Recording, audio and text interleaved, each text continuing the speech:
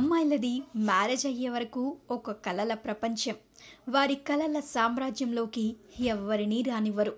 తన భవిష్యత్తు ఎలా ఉండాలి, ఎలాంటి వ్యక్తిని వివాహం చేసుకోవాలి, ఇలా అనేక ఆలోచనలతో డ్రీమ్స్లో గడుపుతుంటారు.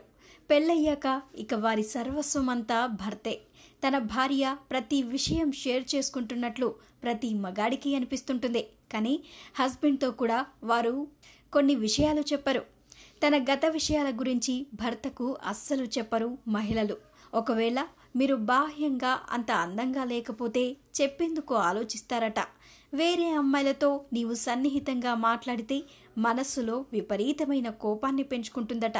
కానీ మీ భార్య చెప్పేందుకు చాలా ఆలోచిస్తుందట. మీ భార్య మీ పేరెంట్స్తో సన్నిహితంగా ఉండట్లేదంటే తను వేరే ఫ్యామిలీ పెట్టాలనుకుంటుందని అర్థమట. ఆ విషయం మీకు సూటిగా చెప్పదట. ఎక్కువగా తను చేసే పనిలో చూపెడుతుంది. తద్వారా ఆమె మనస్సును మీకు మీరుగా అర్థం చేసుకొని మకాం మార్చాలన్నమాట. భార్య తనకు అనారోగ్యం కలిగితే వెంటనే భర్తకు తెలియజేయదు.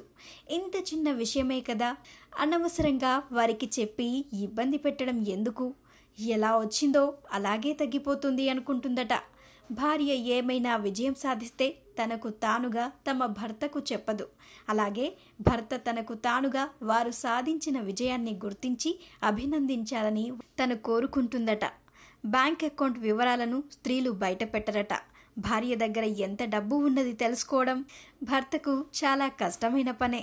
అలాగే భర్త సంపాదించిన ఆ డబ్బును ఎక్కడ దాస్తుంది, ఎలా సేవ్ చేస్తుందన్న విషయాలను భార్యలు అస్సలు చెప్పరట.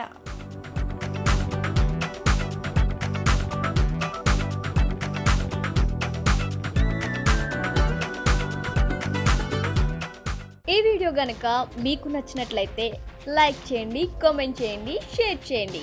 బట్ సబ్స్క్రైబ్ చేయడం మాత్రం మర్చిపోకండి our YouTube channel plus TV.